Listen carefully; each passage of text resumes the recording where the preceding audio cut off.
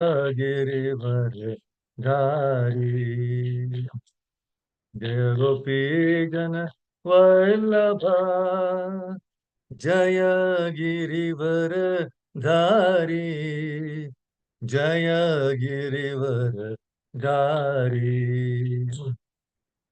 यशोदानन्दन व्रज जनरञ्जन, यशोदानन्दन व्रज जनरञ्जन, यशोदानन्दन व्रज जनरञ्जन, यशोदानन्दन व्रज जनरञ्जन, यमुनातीरवनचारी,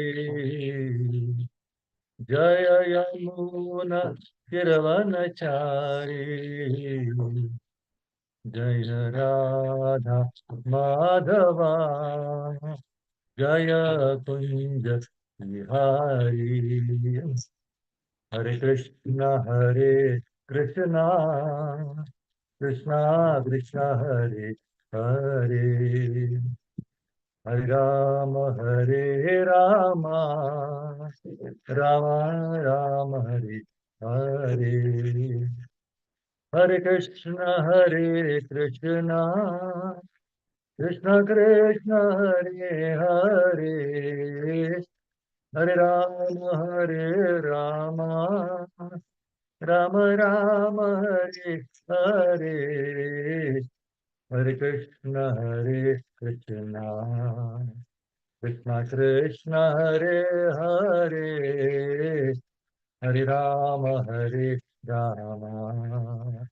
राम राम हरे हरे, हरे कृष्णा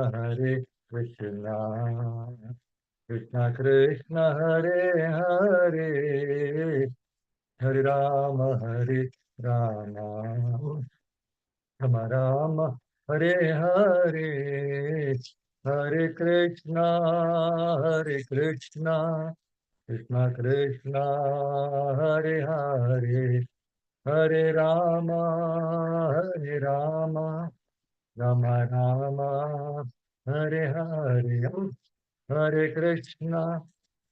हरे कृष्णा कृष्ण कृष्ण हरे हरे, हरे राम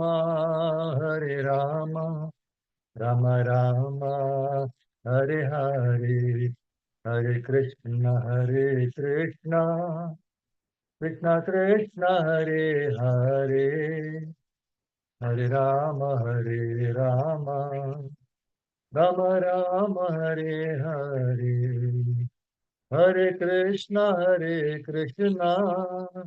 कृष्ण कृष्ण हरे हरे, हरे राम राम राम हरे हरे, हरे कृष्णा कृष्ण कृष्ण हरे हरे, हरे राम राम राम हरे हरे, हरे कृष्णा कृष्ण कृष्ण हरे हरे, हरे राम राम राम हरे हरे। जय राधा माधव की जय, जगन्नाथ बलदेव सुब्रमण्य की जय, नरसिंहदेव भगवान की जय, पंच तत्व की जय, षड गोस्वामी की जय, गुरु परंपरा की जय, श्री प्रभुपाद की जय, श्री गुरुदेव की जय, तथा गौर प्रेमानंद हरि हरि बोल। ओम नमो भगवते वासुदेवाय, ओम नमो भगवते वासुदेवाय, ओम नमो भगवते वासुदेवाय। नारायणं नमस्कृत्य नरं चैव नरोत्तमं, देवीं सरस्वतीं व्यासं ततो जयं मुदीरयेत्। Before reciting the Srimad Bhagavatam, which is a very means of conquest, one should offer respectful obeisances unto the personality of God Narayana, unto Narayana Rishi, the supermost human being, unto Mother Saraswati, the goddess of learning, and unto Srila Vyasadeva, the author. Nashta prayesha vadreshu nityam bhagavata sevaya bhagavati uttama shloke bhaktir bhavati naishtiki. By regular attendance in classes on the Bhagavatam and by rendering of service to the pure devotee, all that is troublesome to the heart is almost completely destroyed, and loving service unto the personality of God Narayana, unto personality of God, whose praise which transcends songs, is established as an irrevocable fact. So, Hare Krishna, Prabhu's Mataji, welcome for this Srimad Bhagavatam section.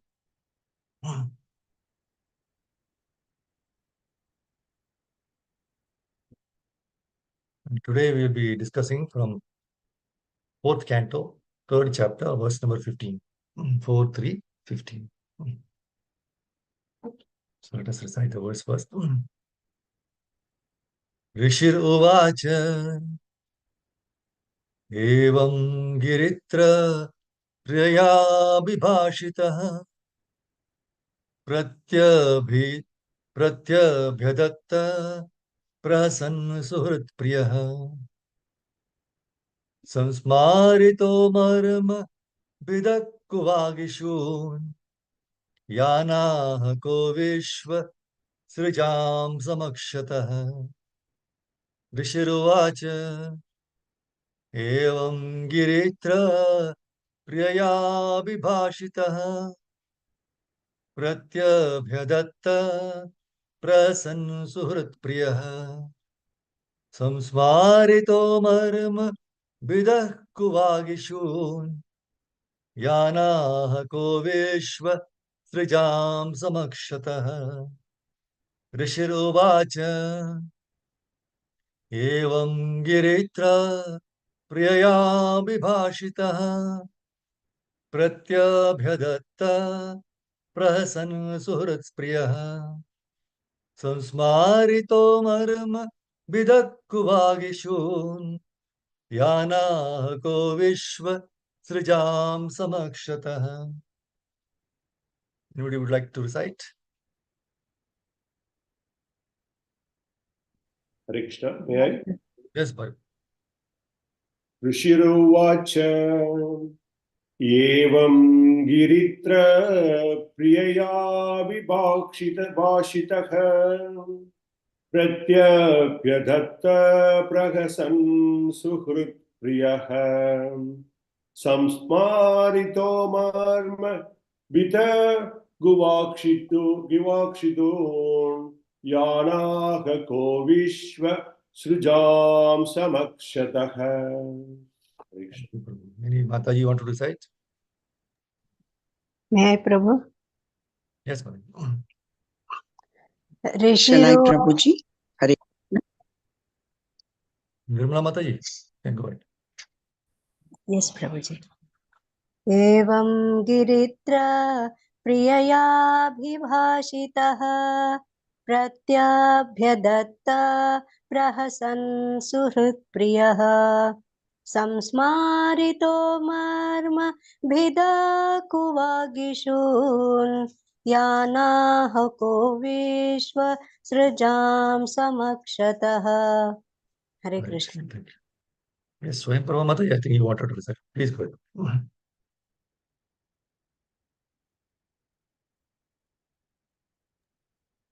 Yeah, thank you, Prabhuji.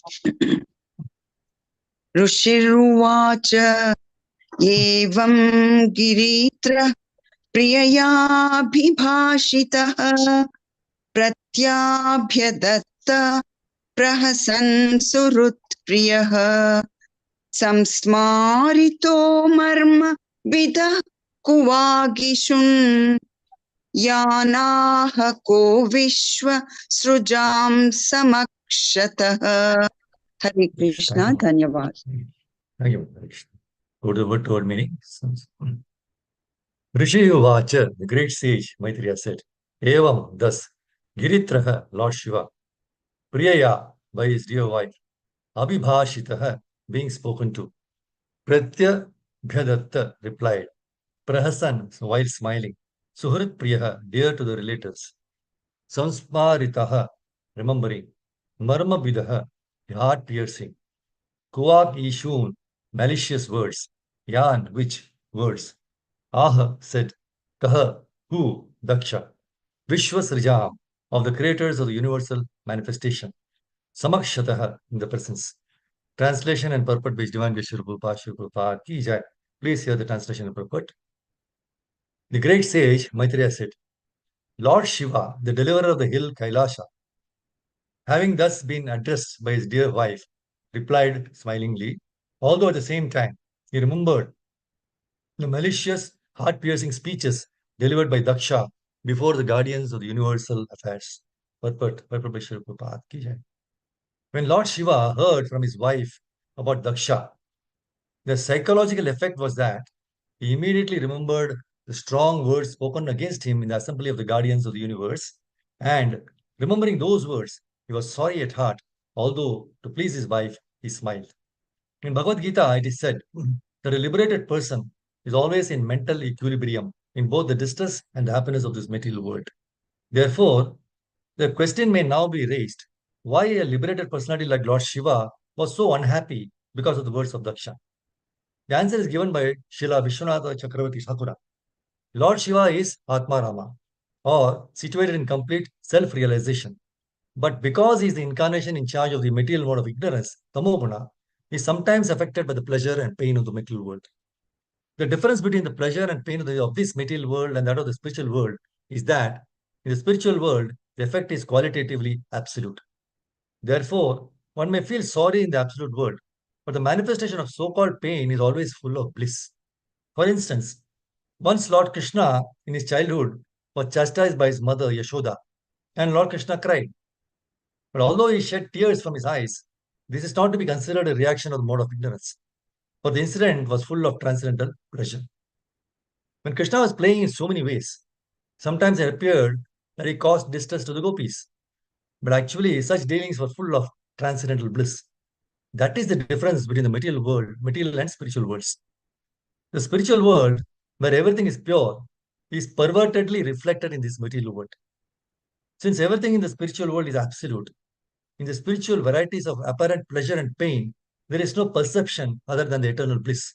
Whereas in the material world, because everything is contaminated by the moods of material nature, there are feelings of pleasure and pain. Therefore, because Lord Shiva, although a fully realized person, was in charge of the material mode of ignorance, he felt sorrow. Jai Shri Prabhupada's translated purport ki jai.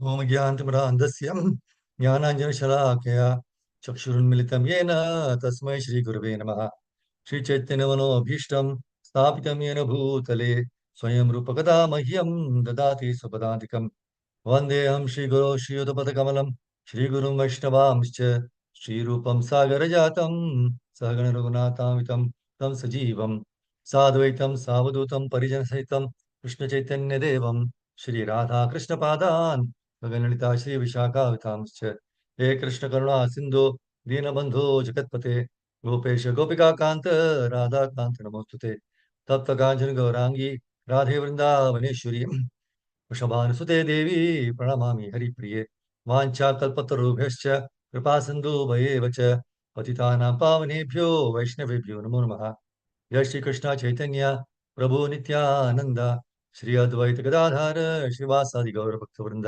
हरे कृष्णा कृष्णा कृष्णा हरे हरे हरे राम राम राम हरे हरे योऽन्तः प्रविश्य मम वाचमिमां प्रसुप्तां सञ्जीवयति अखिलशक्तिधरस्वधाम्ना अन्यां च हस्तचरणश्रवणत्वगादीन् प्राणानमो भगवते पुरुषाय तुभ्यम् मुखं करोति वाचालं भङ्गं लङ्घयति गिरिं वन्दे प्रमाणमाधवम् अभिन्तारिणम् नमो विष्णुपदाय कृष्णपृष्ठावतारे श्रीधर्माश्रमस्वामिते नामिने नमो विष्णुपदाय कृष्णपृष्ठावतारे श्रीभक्तिदासस्वामिने निर्विशेषशून्यकाचार्येष्ठान्य जय Shri Krishna.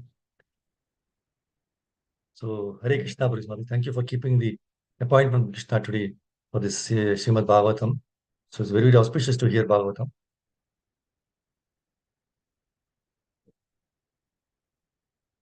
So, the previous chapter, see, this chapter is entitled Talks Between Lord Shiva and Sati. Previous chapter was entitled Daksha curses Lord Shiva. Right? We saw that.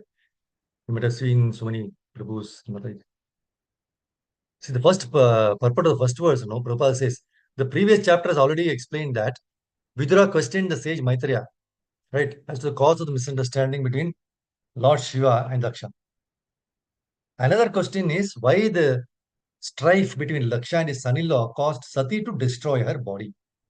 So the chief reason for Sati's giving up her body was that her father Daksha began another sacrificial performance to which Lord Shiva was not invited at all. So we saw that, right? So now from the verse 8 till 14, Sati is speaking to Lord Shiva from 8 to 14. And then his coming is the current verse, 15th verse, where Maitreya Muni is telling, so the great sage Maitreya said, Lord Shiva, the deliverer of hill Kailasa, having thus been addressed by his dear wife, so far she was speaking, he replied smilingly. Although at the same time he remembered the malicious, heart-piercing speeches delivered by Daksha before the guardians of the universal affairs. And the purport, Prabhupada says, when Lord Shiva heard from his wife about Daksha, the psychological effect was that he immediately remembered the strong words spoken against him in the assembly of the guardians of the universe. And remembering those words, he was sorry at heart. Although to please his wife, he smiled. This is what happens. Sometimes you cannot speak out. So yes, but he was a very selfless person. So in Bhagavad Gita, it is said that a liberated person is always in mental equilibrium in both distress and happiness of this material world. See, that's why in the purport of 9:13:27, Prabhupada says, in the word of duality, that is, world of dualities in this material world, so-called goodness and badness are both the same. See, in this world, to distinguish between good and bad, happiness and distress is meaningless because they are both mental concoctions. Prabhupada says manodharma. See, because everything here is miserable and troublesome, to create an artificial situation and pretend it to be full of happiness is simply illusion. Prabhupada very nice. What is illusion? He said. See, everything actually is miserable and troublesome in this world. But to create an artificial situation and pretend that it is full of happiness, it is illusion. The liberated person, being above the influence of these the three modes of middle nature, he is unaffected by such dualities in all circumstances. He remains Krishna conscious by tolerating so-called happiness and distress. And this is also confirmed in Bhagavad Gita 2.14. Matra sparshastu kaunteya shitoshna sukha dukkadaha agama payino anityas tam stitikshasva bharata. O son of Kunti, the non-permanent appearance of happiness and distress and their disappearance in due course are like the appearance and disappearance of winter and summer seasons. They arise from sense perception, O scion of Bharata, and one must learn to tolerate them without being disturbed. So those who are liberated, and being on the transcendental platform of rendering service to the Lord, they do not care about the so-called happiness and distress. They know that these are like the changing seasons and which are perceivable by the contact with the material body. See, happiness and distress come and go. So therefore, a Pandita, a learned man, he's not concerned with them. As it is said, Gatasun avatashumscha nanu shochanti panditaha. See, the body is dead from the very beginning because it is a lump of matter. It has no feelings of happiness and distress.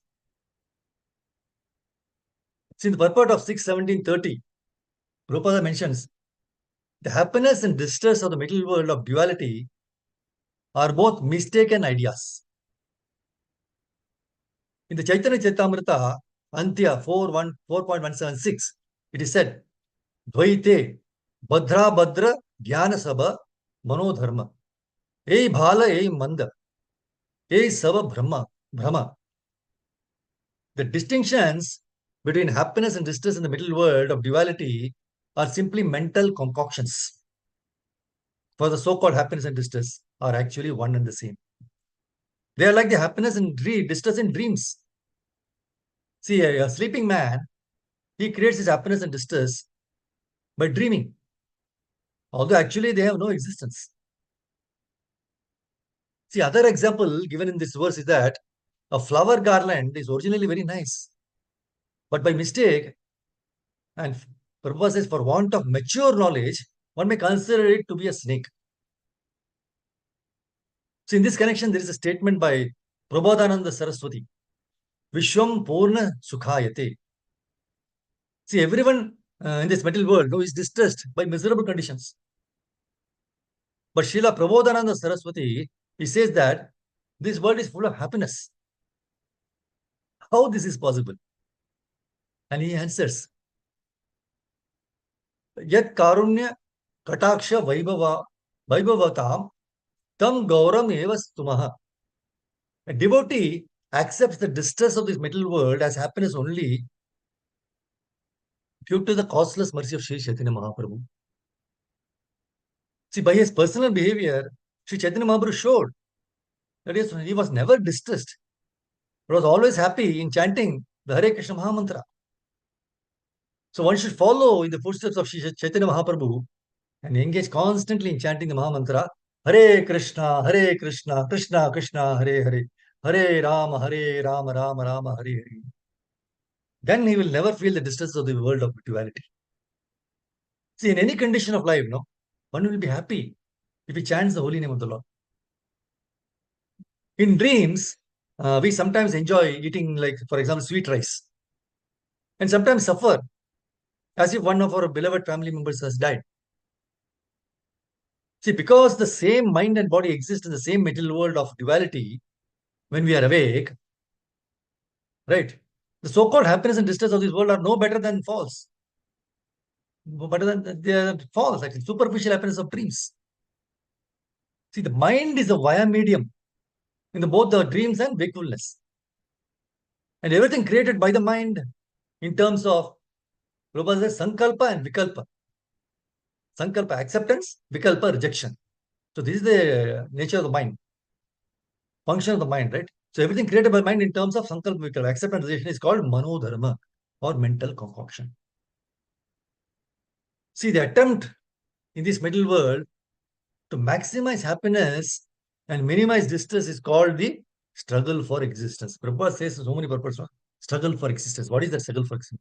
That is the attempt in the middle world to maximize happiness and minimize distress. That is the struggle for existence.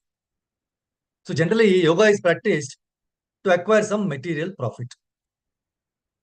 There are 8 kinds of yogic perfection, siddhis, like anima, laghima, prapti, shitva, vashitva, mahima, prakmya, and kama vasaita.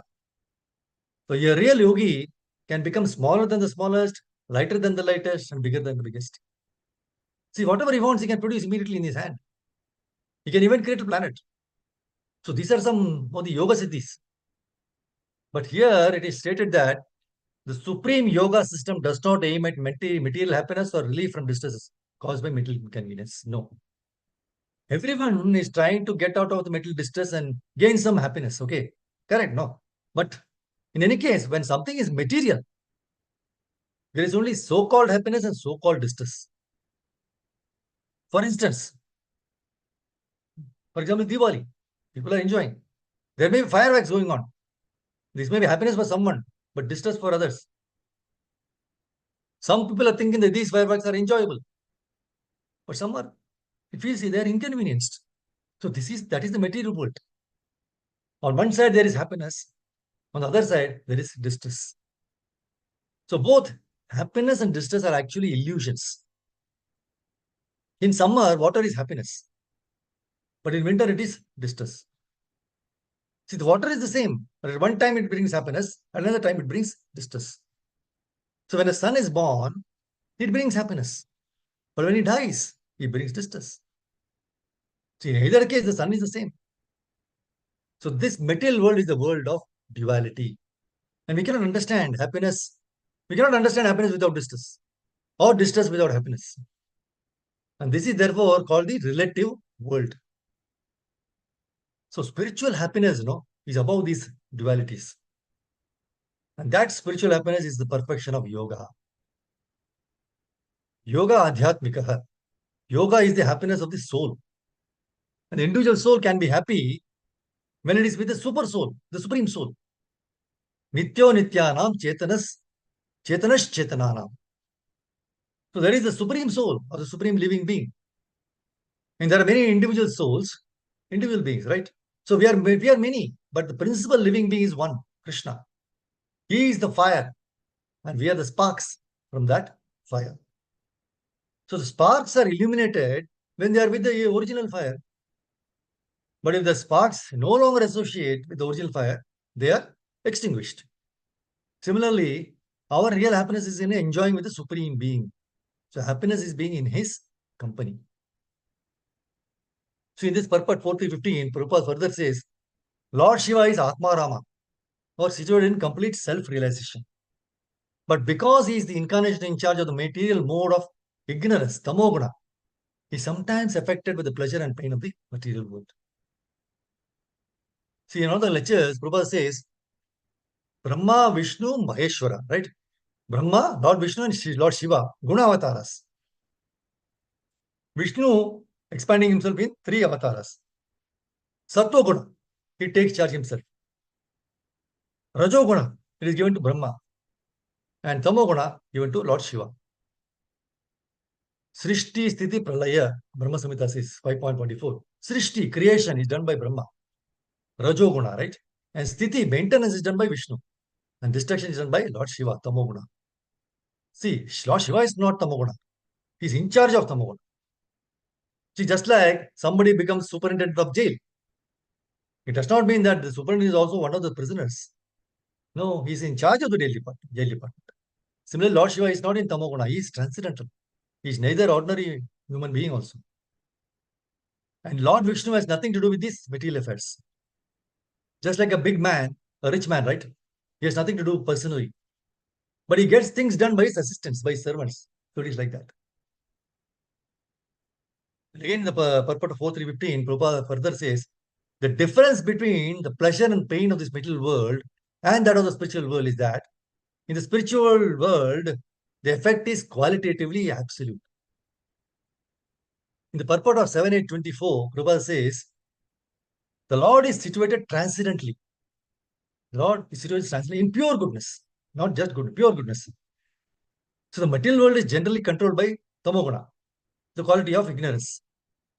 But the spiritual world, because of the presence of the Lord and His effulgence, it is free from all contamination by darkness, passion, or uncontaminated goodness.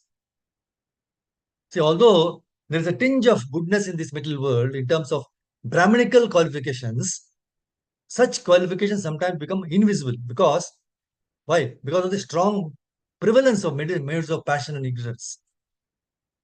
Now, because the Lord is always transcendental, He's always transcendently situated, right?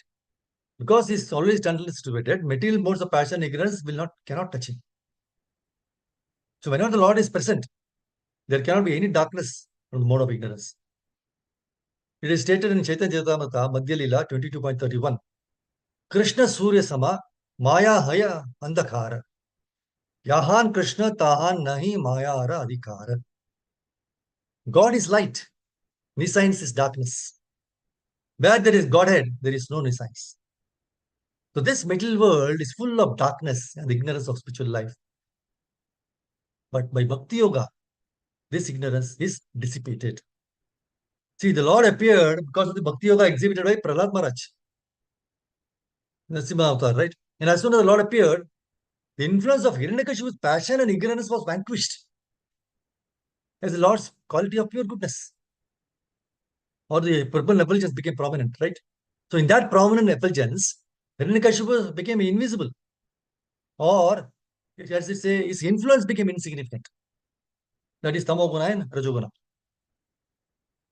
See, an example illustrating how the darkness of the middle world is vanquished is given in the Shastras. See, when Brahma was created by from the lotus stem, no, growing from the abdomen of Garbhodakashaya Vishnu, Lord Brahma saw everything to be dark. But when he received knowledge, okay, from the Supreme Personality of Godhead, everything became clear. As everything becomes clear when one comes from night to sunshine. So the important point is that as long as we are in the material modes of nature, okay, we are always in darkness. So this darkness cannot be dissipated without the presence of the Supreme Personality of Godhead, and which is invoked by the practice of Bhakti Yoga. So Bhakti Yoga creates a transcendental situation with no tinges of material contamination. So we should always be connected towards Krishna. See, further in the purport, Prabhupada says, therefore, one may feel sorry in the absolute world, but the manifestation of so-called pain is always full of bliss. And we saw the example, no, what he gave. For instance, he said, once Lord Krishna in his childhood, he was chastised by his mother Yashoda. And Krishna cried. Although he shed tears from his eyes, right? Prabhupada says this is not to be considered as a reaction of the mode of ignorance. Because this incident was full of transcendent pleasure. He was acting, right? In perfect action of like small child. So when Krishna was playing in so many ways, sometimes it appeared that he caused distress to the gopis. But actually, such dealings were full of transcendental bliss. So that is difference, Prabhupada says, between the material world and spiritual worlds. The spiritual world, where everything is pure,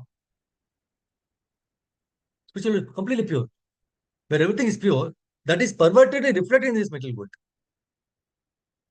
We see in the 15th chapter of Bhagavad Gita. So since everything in the spiritual world is absolute, in the spiritual varieties of apparent pleasure and pain, there is no perception other than eternal bliss. Whereas in the material world, because everything is contaminated by the modes of material nature, there are feelings of pleasure and pain. And therefore, Lord Shiva, because Lord Shiva, although fully selfless person, right? Because he was in charge of material mode of ignorance, he felt sorrow. That's when the purport of 5.19.5, Prabhupada is telling, another aspect of the teachings of Lord Ramachandra is that although Lord Vishnu, the Supreme Personality of Godhead, and his devotees may apparently suffer from the material tribulations, they have nothing to do with such tribulations. They are Mukta Purushas, liberated persons, under all circumstances. That's what Prabhupada says in that purport. He says, it is therefore said in Chaitanya Bhagavata, Yata Deka Vaishnavera Vyavahara Dukha Nishchaya Janiha Taha Paramananda Sukha. A Vaishnava is always firmly situated in transcendental bliss because of engagement in devotional service. Although he may appear to suffer material pains, his position is called transcendental bliss in separation, viraha. See, the emotions a lover and beloved feel when separated from one another are actually very blissful, although apparently painful. So therefore, see, the separation of Lord Ramachandra from Sita Devi, as well as the consequent tribulation they suffered, is but another display of transcendental bliss. There is the opinion of Srila Vishwanath Chakravarti Thakura. And in the purport of 10.35.26, Prabhupada says, this verse definitely confirms that the so-called pain of the heartbroken gopis is actually great spiritual bliss. See, on the material platform, no, pain is pain. Stop. That is pain is pain. Material platform, pain is pain. But on the spiritual platform, so-called pain is simply a different variety of spiritual ecstasy. What a beautiful statement verse makes, right? Pain is pain, period, in the material platform. See, in the Western countries, people take pleasure in mixing different flavors of ice cream, no, to produce wonderful combinations of flavor. Even now, here also it's the same. Similarly, on the spiritual platform, Krishna and his devotees expertly mix the flavors of spiritual bliss. Thus, every day was a treat for the gopis. See, there is always some upheaval in the material world, which may be good or evil. One who is not agitated by such material upheavals, who is unaffected by good and evil, is to be understood to be fixed in Krishna consciousness. As long as one is in the material world, there is always the possibility of good and evil, because this world is full of duality, we saw in beginning. But one who is fixed in Krishna consciousness is not affected by good and evil, because he is simply concerned with Krishna, who is all good, absolute. So such consciousness in Krishna It situates one in a perfect transcendental position called, it is technically called Samadhi, Prabhupada says, in 2.57 purport.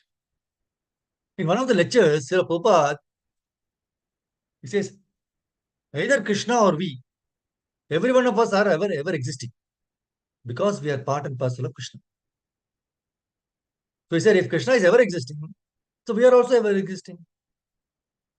He gives example. A particle of gold is gold, qualitatively. The value of gold mine and gold earring may be different. See, gold earring may be, say, $100, but a gold mine, millions of dollars. But both of them are gold. It's not that it is iron, therefore it is less value. No, small quantity. So Krishna is a supreme spirit person. He is all pervading. Everything is present. Right?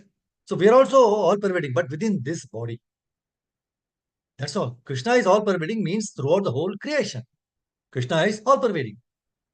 And we are also all pervading only in this body. You are all pervading within your body, right? I know the pains and pleasure of my body. You know the pleasure and pains of your body. So all pervading means within this body. See, if I pinch anywhere, no, I'll feel the pain. But you will not feel the pain. If I pinch my body, I will feel the pain. You will not feel the pain. So you are not all pervading. And I am also not all pervading. But Krishna is all pervading.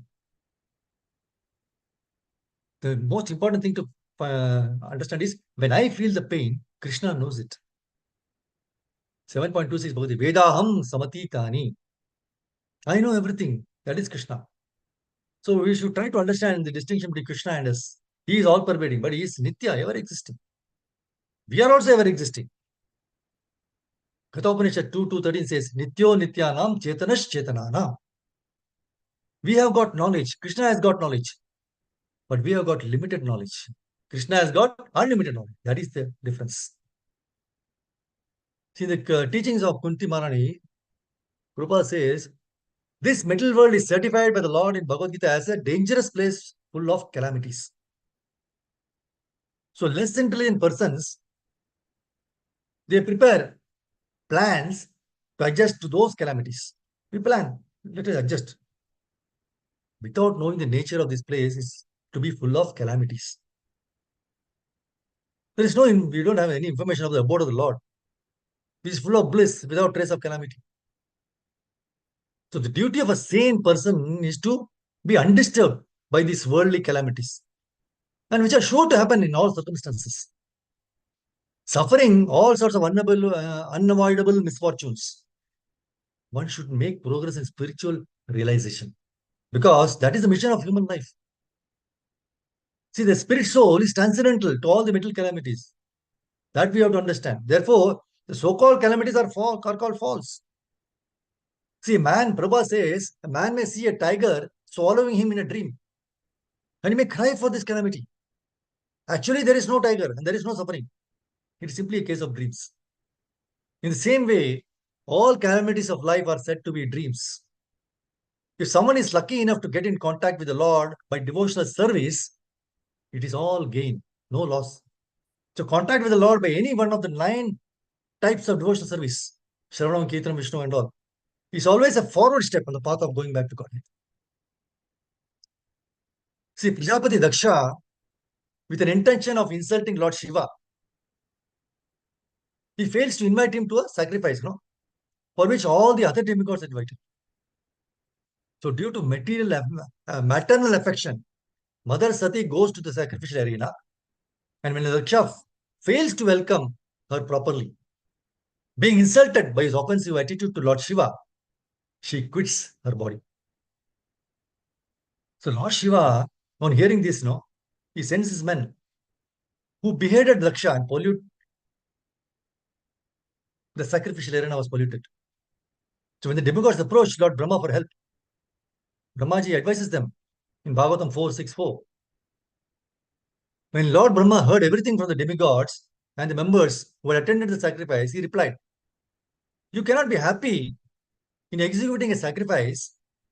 Please hear, you cannot be happy in executing sacrifice if you blaspheme a great personality and thereby offend his lotus feet. You cannot have happiness in that way. So Brahmaji is conveying a very important message that although we may perform huge sacrifices, we can never be happy if we insult, neglect, or blaspheme the devotees of the Lord. So, not realizing the greatness of Lord Shiva, Daksha insulted him in a very offensive manner. And that too in front of all the demigods based on his bodily complexion, residence, so many things, right? So, we should remember that every living entity is part and parcel of Krishna. And by insulting or hurting anyone, we are disrespecting the super soul within them as well. So, definitely we cannot be happy by such actions. So, we should not discriminate people based on their bodily appearance, parentage, or wealth. No. Srila Rupa Goswami advises in verse 6 of Nectar of Instruction as to how we should behave. He says, a devotee should not be seen from a materialistic point of view. See, one should overlook a devotee is having a body born in a low family, a body with a bad complexion, a deformed body, or a diseased or infirm body. He says you should overlook these things. See, according to ordinary vision, see, such imperfections may seem prominent in the body of a pure devotee. But despite such seeming defects, the body of a pure devotee cannot be polluted.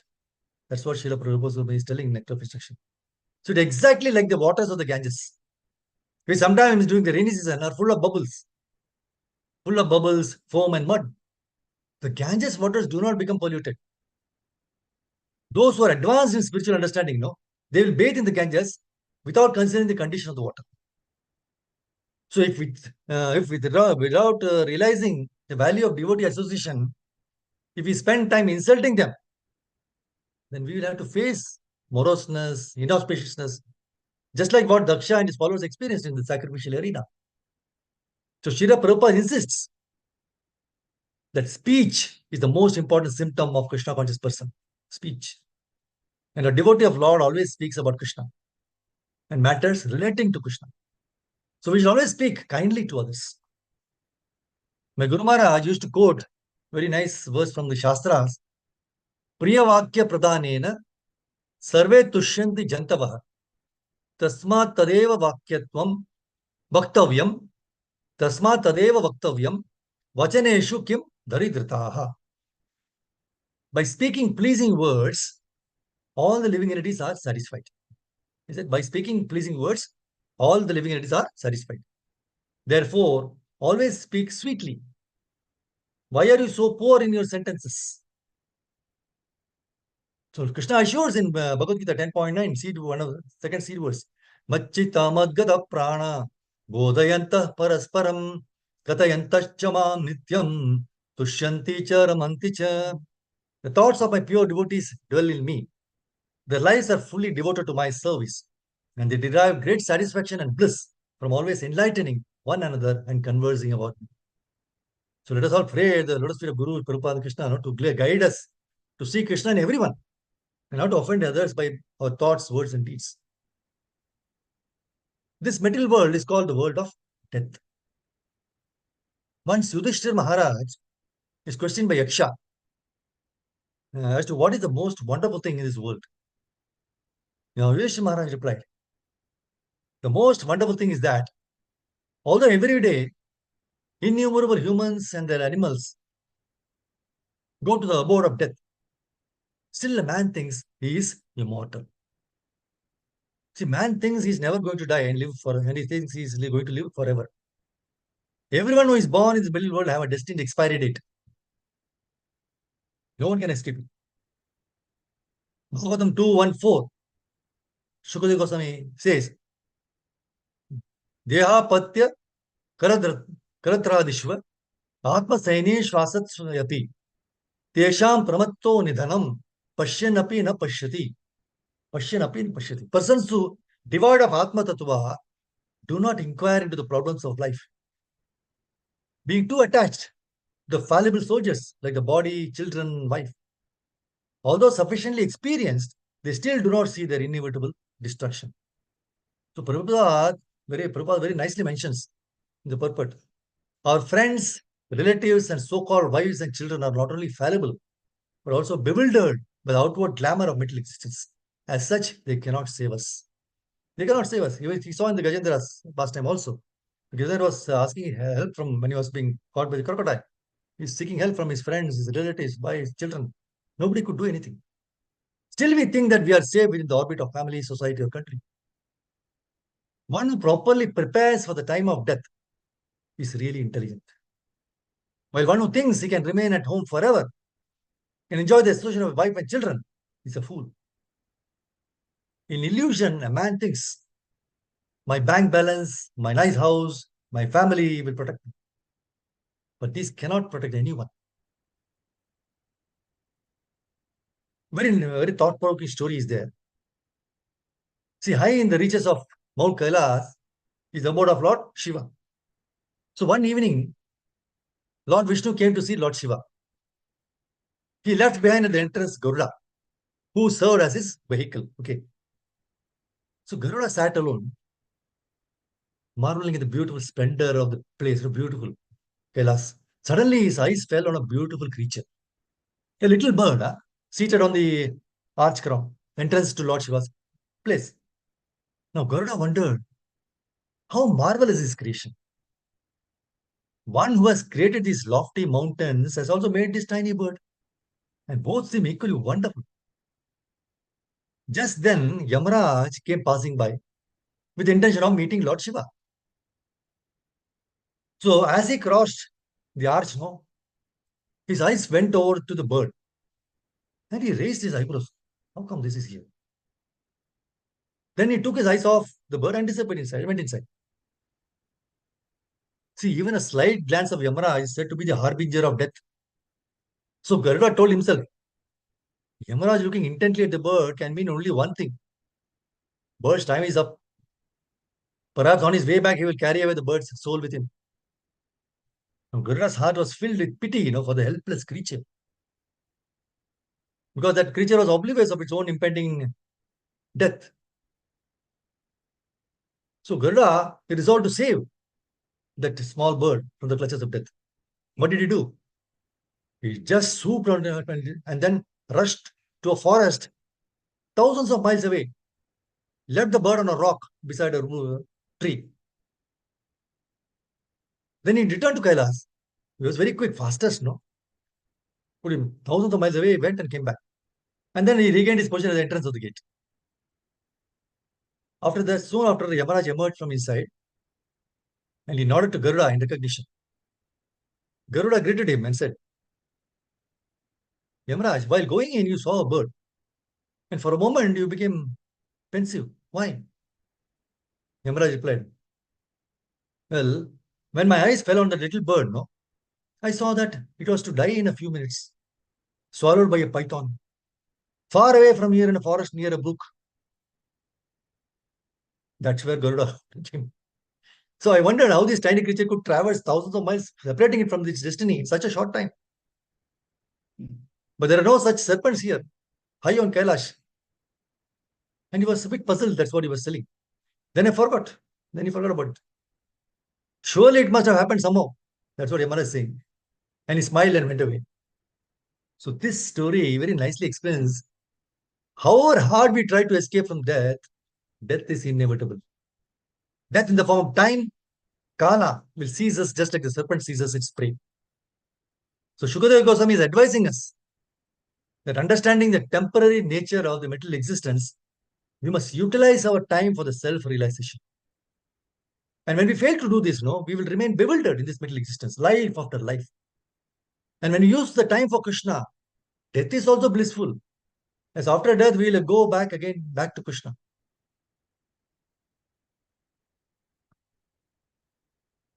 See, Lord Shiva is telling Mother Parvati how he was in trance meditating on Lord Krishna and therefore did not notice Prajapati Daksha when he entered the sacrificial arena. He was telling that because at that time. So Daksha not realizing the transcendental position of Lord Shiva. Out of envy, he chastises and cursed him for not paying him respects. We saw in the previous chapter. So pure devotees are always meditating on the Lord. That makes them to forget the surrounding at times. So in such engagement, the Lord reveals himself to the devotees without any covering. So the word apavrtaha is very nice to meditate upon. Prabhupada explains in the purport, the Lord's internal potency is described by the word apavritaha. That means free from covering. Actually, this is in the purport of 4.3.23 in this current chapter itself. That means free from covering, right? So the Lord's name, form, quality, and paraphernalia being transcendental is beyond the conception of material imagination. It is not possible to know for anyone with material senses. When the senses are purified, how it is purified? By discharge of pure devotional service. Rishikena Rishikesha Sevanam Bhakti Ruchyate. Pure senses can see Krishna without a covering. So Prabhupada explains how one may get a doubt that although the pure devotee's senses resemble same to that of a non-devotee, how is it that possible for the pure devotee to visualize the uncovered form of the Lord? Answer is given by Chaitanya Mahaprabhu that pure devotional service cleanses the mirror of the mind. In a clean mirror, one can see one's face distinctly. Similarly, simply by cleansing the mirror of the mind, one can have the clear conception of the Supreme Personality of God, Krishna. It is possible, as it is given in 8.8 Bhagavad Gita, Abhyasa Yoga Yuktena, by executing one's prescribed duties in devotional service, by hearing about God and chanting about Him. If one's mind is always engaged and not allowed to go elsewhere, one can realize the Supreme Personality of Godhead. So the word Vishuddham means purity. So purity is the force. See, our body, mind, words, and deeds, everything should be pure. Prabhupada is mentioning that success is only possible by celibacy. Celibacy is purity in thought, word, and deed. See, contrary to the general understanding, celibacy includes control of not only sex impulse, but also control of other senses. Celibacy is of two kinds, physical and mental. Physical celibacy is abstinence from sex act. Mental celibacy is the control of impure thoughts. Mental celibacy is more difficult than physical celibacy. It is the mind that does all actions. A desire arises in mind. Then one thinks how to fulfill it. Then action follows. No space is empty at any time. If one thing is removed from one place, immediately another thing comes to it, takes its place. So it is necessary to entertain divine thoughts to replace evil thoughts. So how to maintain mental celibacy? My Guru Maharaj says, if you want to remain a brahmachari, you must get married to Srimad Bhagavatam. If you don't marry Srimad Bhagavatam, the four walls will itself kill you. And you will not be able to maintain celibacy. We should not misinterpret that Srimad Bhagavatam is only for brahmacharis. In one of the lectures, one of my godbrother, he was sharing very wonderful statement which my Guru Maharaj told about to Grahasthas. He said, even though you are married, always keep the spirit of brahmacharya alive in you. So you should have some quiet moments with scriptures in your home daily. And that will keep the fire of devotion service going. So irrespective of our ashram, we need to take shelter of the scriptures and purify our thoughts, words, and deeds. And the Lord will reveal Himself to us without any covering. As Kunti Maharani prays, Bhagavatam 1.8.19, Maya Javanika Channam Yajnadokshajam Avyayam Nalakshase Mudadrsha Nato Natya Dharo Yatha. Being beyond the range of limited sense perception, you are the eternally irreproachable factor covered by the curtain of deluding energy. You are invisible to the foolish observer, exactly as an actor dressed as a player is not recognized. So when we are not pure in our thoughts, the Lord will cover Himself by the curtain of Maya, and we will not be able to recognize it. So we have to pray to Guru Prabhupada and Krishna to give us the strength to practice purity in the thoughts, words, and deeds.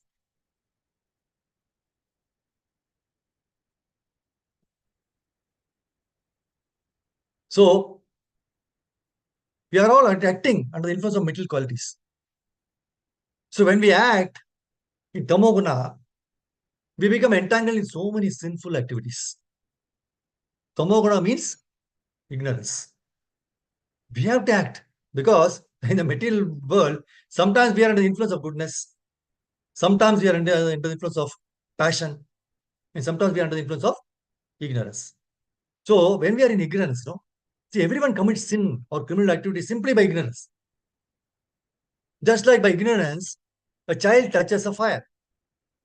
The fire will not excuse, oh, he's a small child. No, I should not work on him. No, it will not do that. It will burn. Even if it is child, the fire must act. No, it burns. Similarly, ignorance is no excuse of law.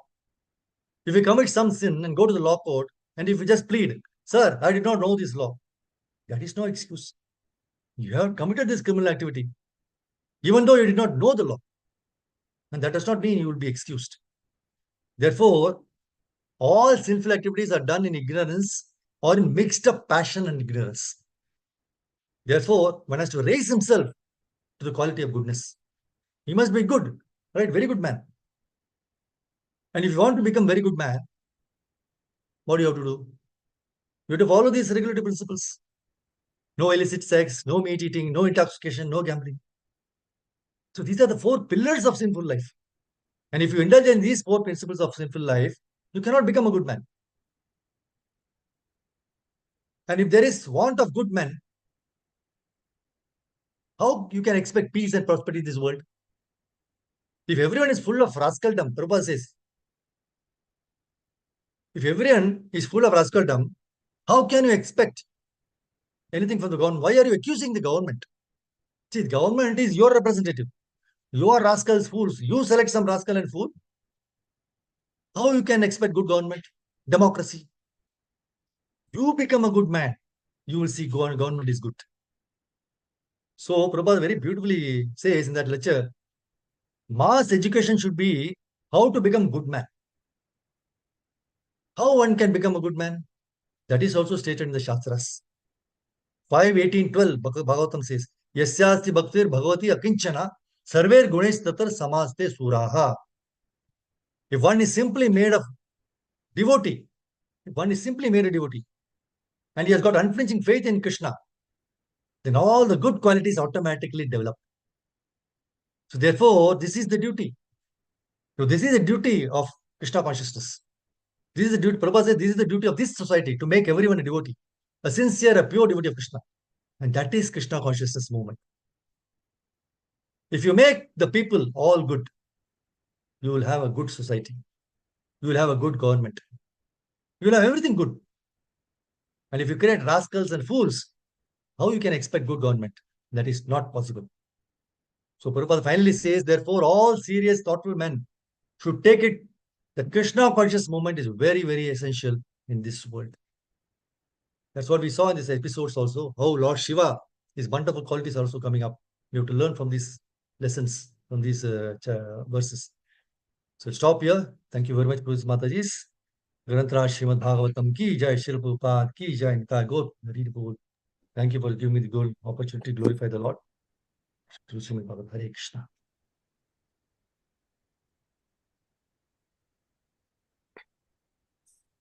If you have anything to say or any points you felt useful for putting into practice in your daily life, please can you Krishna share. Prabhu, Danda Pranam Prabhuji. Hare Krishna. Pranams, Prabhu. Thanks for the wonderful class, Prabhuji. Thank you. Hare Krishna. Prabhuji, I have a question. Like, as we were studying in the class, like, all the pains and pleasure, it's a dream, like in the practically. So, how do we understand this? In the dream, it's understood, but practically, how do you please highlight more on this, Prabhuji? Yeah, okay. Let's see. Means in the middle world, actually, we should be above in the at least in the platform of goodness, right? Your question was that because the dreams, maybe it is a dream. So, but still in the dreams also we feel like that, right? When you're dreaming, but when you awake, there also you're feeling. You want to say that how we can go above this, that pain and pleasure, right?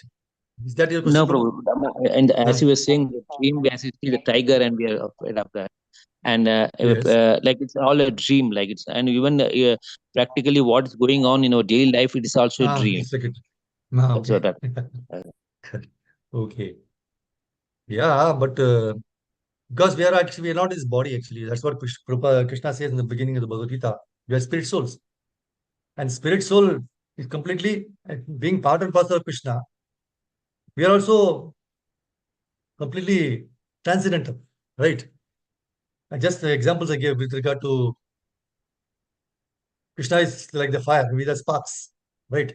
So as long as we are connected to the fire, we are with effulgent. The more you are out, we are extinguished. So since this connection is not there, the whole problem is with this body. And with this body, artificially, we are trying to create situations by which we can be happy. And that is an illusion. That's what Prabhupada says in the purpose also. So this, as you say, practically we feel we know it, but we're not able to realize it. So that realization has to come by the process which Prabhupada has given, by through this transcendental process, getting up of Mangalarti, chanting Hare Krishna mantra, association with devotees, all this, and all these 9 processes of devotional service. Only through that it will be possible to get away from these things. Otherwise, of course, it is there. We feel that the difference and difficulties are there. Day in and day out, some within the family and through the government, so many things are happening.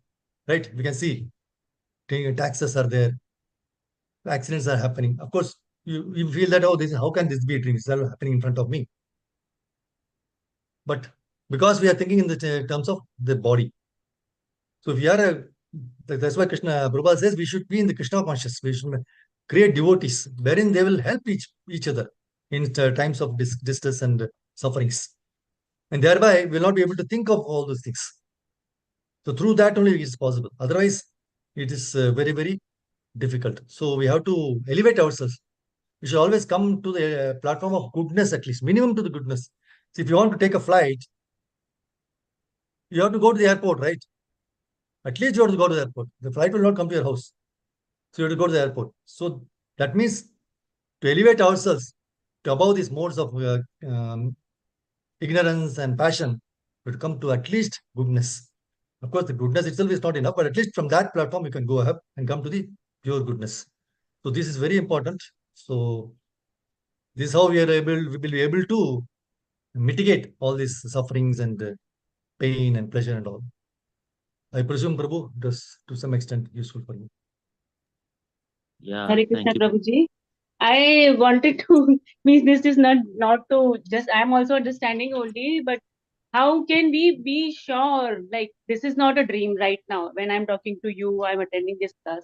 How can I prove this that this is not a dream?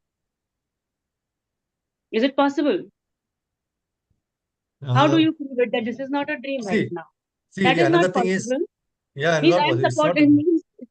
to the Suresh Prabhuji's question that I read it in some Veda and Upanishad book that one king, I don't remember the name, he had a bad dream that he's fighting and tired, and then he woke up. Then he was completely bewildered whether that was the dream or this is a dream. I'm in reality right now or that was the reality. So when we are in the dream, that becomes reality for us at that time. We feel Yes. pain, we feel, we shiver in the dream, we smile while sleeping. This all happens at that time while we are sleeping. Somebody is wake up, we can see that you were smiling tonight while sleeping, you were shivering, and we wake up sometime, then it is a bad dream. Correct. So So at nice, that that moment, point. that becomes the reality, and we are sleeping, and this bird becomes a dream for us. And when So I'm that's the, awake, you're I don't know if it is a dream or not. correct. Correct.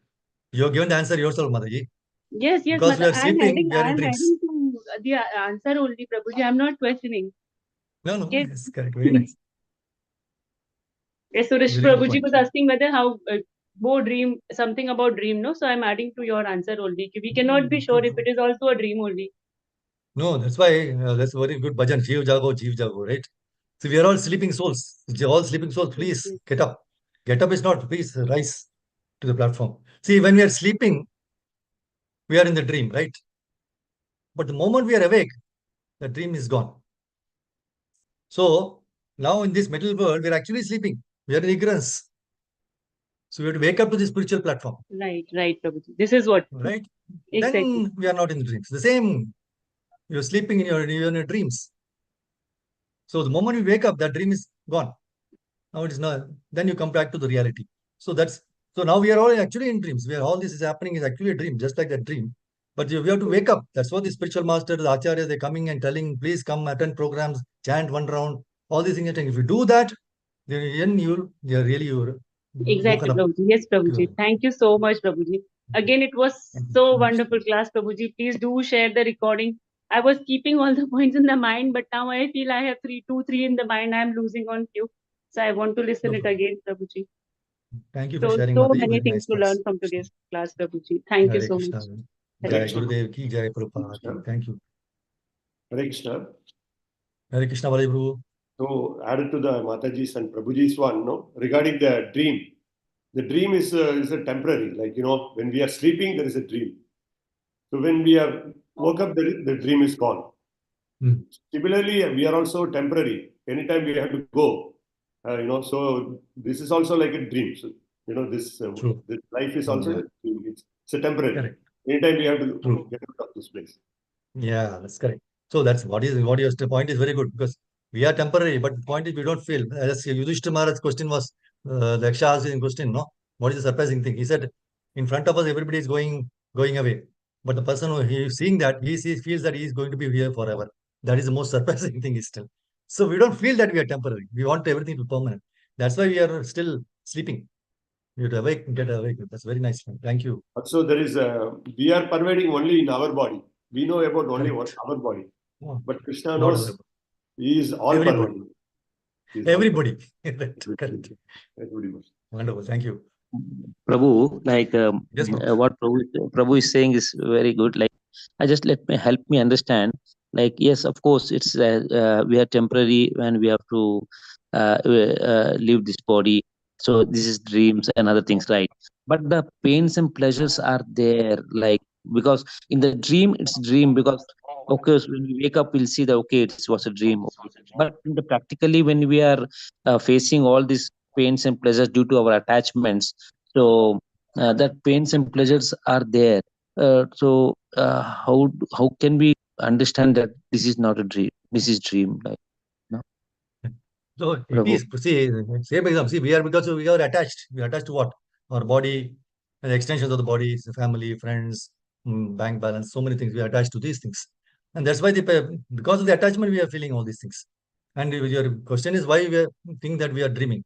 Because the same example. When we are sleeping, we dream. Correct. And when we wake up, that dream which we had is gone. It's not there with you. So now we are dreaming because we are having all these problems. We are thinking of these problems. We know these problems are there. Pains and pleasures. That is because we are sleeping.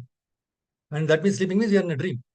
So if you wake up, when you wake up a Mangalarti and chant and all, at least to that 1 hour or whatever extent, you will not be feeling those pain and pleasures, pain and difficulties. But the moment you go out of the program, again, you are caught by the moods. Then you have all these difficulties. So that's why, Jeev Jago, Jago. We are getting up. We're only getting up. We are not actually realizing what we have to do after getting up. See, mother says, wakes up in the morning, come on, get up, get up. He said, yes, I will get up, I will get up, I will get up. So unless he gets up, no, there's no point in the realizations we will have. Unless you have to get up and follow the instructions. See, the doctor gives you prescriptions, right? You like that doctor very much. He gives you prescription for medicine for curing your disease. So you take the prescription, go to your house, always daily in the morning, afternoon and evening, you just read the prescription, that's all. You don't take the medicine. You will not get all right. You like the doctor, very nice. And prescription also nice. Just taking the prescription just like you have to follow what is given in the prescription, take the medicines, then you will get cured. So you have to be association of devotees, chanting. This is actually it is a dream. Because in the dream also you feel sometimes frightened and all, because tiger and all these things, right? Then, but suddenly when you wake up, now you're okay. The same way here also we are actually, because of this dream, we are having suffering all these problems around. So wake up, you will feel the difference. It will not touch you. Problems will be there. It will just like a dream. Problems will be there, but it will not touch you because you have taken the shelter of Krishna. I hope That's whatever extent within my capacity. Thank you, Hare Krishna. That's what we are covered by the modes. No, we are covered by the material modes. Yes. We have to uncover ourselves. That's what you mentioned, that apavritha, free from all coverings. Correct. It comes in the next 23rd verse, in the following verses it comes. And which whatever questions we are having now, answers Prabhupada will give in the go on in the next verses.